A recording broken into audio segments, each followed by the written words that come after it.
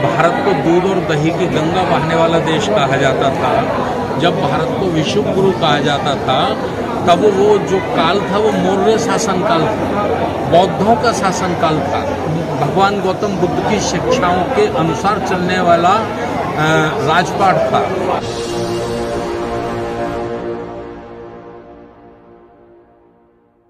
जय भीम नमो बुद्धाय। आप देख रहे हैं एनबी न्यूज 24x7। मैं हूं आपके साथ योगेश्वर पासवान।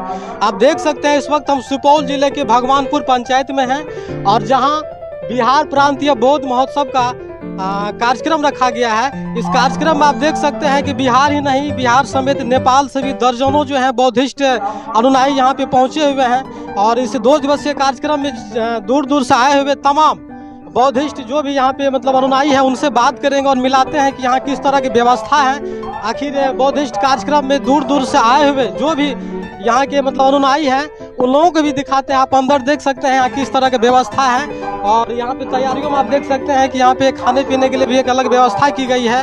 और आप सामने देखेंगे ये वो ग्राउंड है जहाँ पे बौद्ध गुरु के सभी शिष्य यहाँ पे बैठे हुए हैं और हजारों की तादाद में इस सुपौल जिला ही नहीं बिहार के अलग अलग जगहों से यहाँ पे लोग ने अधिक संख्या में भाग लिया है।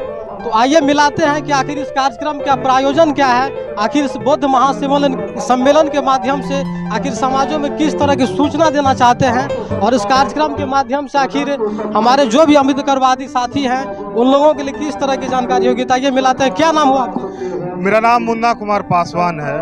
सर, आज जो है बिहार का सबसे बड़ा ऐतिहासिक बौद्ध सम्मेलन 2 दिवसीय बौद्ध सम्मेलन का कार्यक्रम भगवानपुर में रखा गया है, क्या कहना चाहेंगे आप? निश्चित तौर पर जिस तरह का कार्यक्रम किया गया है यह निश्चित तौर पर काबिले तारीफ है। और जहाँ तक बात है बौद्ध, ऐसा कार्यक्रम, बौद्ध का मतलब ही बुद्धि होती है और ऐसा कार्यक्रम सुपौल ही नहीं, भगवानपुर ही नहीं, पूरे भारत में होना चाहिए ताकि देश में जो पाखंडवाद है, देश में जो आडंबर फैलाया जा रहा है, मतलब भय दिखाकर लोगों को जो बरगलाया जा रहा है, उस पर यह करारा प्रहार है। और खासकर हम भगवानपुर के आम आवाम का शुक्रगुजार हैं जो इतना बेहतरीन कार्यक्रम किया, जिसमें मैं मधेपुरा से आया हूं और निश्चित तौर पर यह कार्यक्रम पूरा देश में होना चाहिए। तो बिहार में अगर देखा जाए तो पहली बार ऐसा बौद्ध महोत्सव का आयोजन किया गया है। निश्चित तौर पर मैं बता रहा हूँ, मतलब यह बहुत ही काबिले तारीफ है। भगवानपुर मतलब सुपौल जिला के इस भगवानपुर के ग्रामीणों का मैं शुक्रगुजार हूँ और साथ ही साथ यह कार्यक्रम पूरे देश में होना चाहिए। अगर इसकी अगुवाई भगवानपुर ने किया है, भगवानपुर की आम आवाम ने किया है, तो यह निश्चित तौर पर काबिले तारीफ है। सर, आपसे एक चीज जानना चाहेंगे, आज पूरे देश भर में लोग जो बौद्धमय हो रहा है और बौद्ध धर्म को काफी संख्या में लोग अपना रहे हैं, क्या रीजन है? निश्चित तौर पर आप जहाँ भी जाएं, पूरा विश्व की अगर बात करते हैं तो बौद्ध धर्म जहाँ भी है, आज चीन देखिए, निश्चित तौर पर अभी बताया जा रहा था, चीन ने अपना सूर्य बना चुका है, वह अपना चांद बना चुका है। तो आज जो भारत कथाकथित जो विश्व राष्ट्र गुरु बनाने के फेर में है, किस विश्व गुरु की बात करते हैं? यह वह देश है, यहाँ का नालंदा विश्वविद्यालय विश्व को ज्ञान देता था, लेकिन आज पाखंड और आडंबर ने पूरा भारत का विनाश कर चुका है।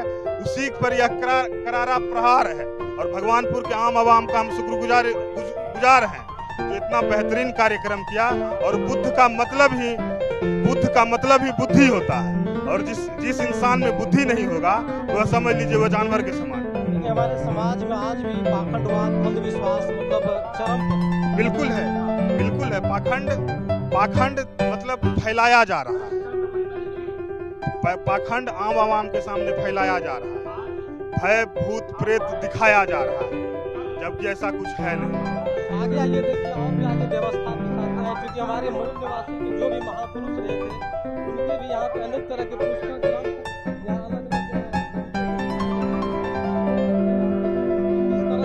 यहाँ पे हमारे मूल निवासी के जो भी महापुरुष हैं उनके पुस्तकें यहाँ पे बिक रहे हैं। आप अंदर अगर देखेंगे तो अंदर में देखिए कितने भव्य तरीके से यहाँ पे कार्यक्रम किया जा रहा है। और यहाँ पे मतलब देखा जाए तो सुपौल जिला ही नहीं, नेपाल समेत बिहार के अलग अलग सभी राज्यों में बौद्धिस्टों ने भाग लिया है और आपने सुना भी कि आखिर बौद्ध महोत्सव कार्यक्रम का प्रायोजन क्या था और किन उद्देश्य से किया गया है।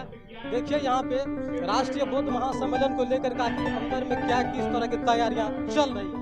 आप स्पष्ट तौर पे देख सकते हैं यहाँ पे सम्राट अशोक बौद्ध विहार भगवानपुर की धरती पर आखिर किस तरह से यहाँ पे भव्य कार्यक्रम का आयोजन किया गया है।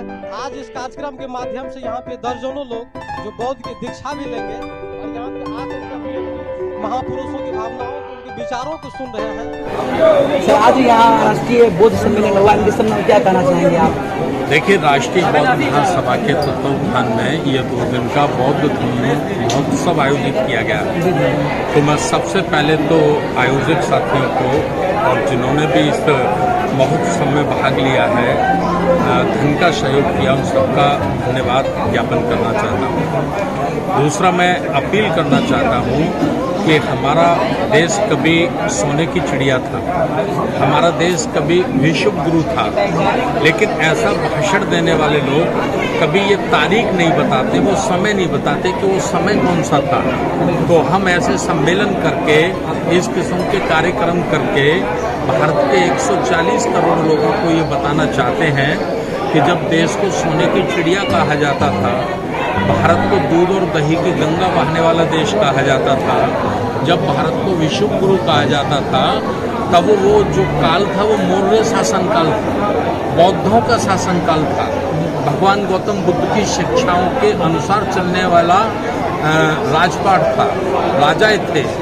जब से उसको भारत से खत्म किया है पुष्पमित्र सिंह ने धोखे से, और तब से मनुवादी व्यवस्था हमारे देश में कायम हुई है। जब से हमारा देश बहुत कमजोर हो गया है, कई टुकड़ों में बट गया है, यहाँ से अफगानिस्तान बन गया, पाकिस्तान बन गया, बांग्लादेश बन गया, अनेक देश बन गए, हमारी शक्ति कम हुई है। और आज हम देखते हैं कि विदेशों का जो कर्जा हमारे ऊपर है, तो आप ये मानकर चलिए कि सरकारी आंकड़े के अनुसार $1,31,000 कर्ज हमारे देश के ऊपर है। यानी हमारे देश में कोई बच्चा पैदा होता है, चाहे वो अडानी अंबानी के घर ही क्यों ना पैदा हो, वो भी 1 लाख रुपए का कर्जदार पैदा होता है। तो हमारे देश की ये हालत कैसे हुई है? जो देश दुनिया को ज्ञान देता था, दुनिया को धन देता था, दुनिया को पूरे संसार को उपदेश देता था, वो देश भिखारी कैसे बन गया? तो वो बना है एक वर्ण व्यवस्था के कारण, जातिवाद के कारण, और विशेष रूप से मनुवादी व्यवस्था के कारण। तो जब तक मनुवादी व्यवस्था को खत्म करके पुनः भारत में मानवतावादी व्यवस्था अर्थात बुद्ध की श्रमण संस्कृति का निर्माण नहीं होता, तब तक हम अखंड भारत नहीं बना पाएंगे। बाबा साहब डॉक्टर अम्बेडकर जिन्होंने संविधान बनाया है, उनके जीवन में 2 संकल्प थे, प्रबुद्ध भारत और बौद्धमय भारत। प्रबुद्ध का मतलब होता है भारत का प्रत्येक नागरिक पढ़ा लिखा हो, बुद्धिमान हो और निर्धन ना हो। अमीर गरीब हो सकता है, लेकिन निर्धन ना हो, घर मकान रोटी कपड़ा शिक्षा।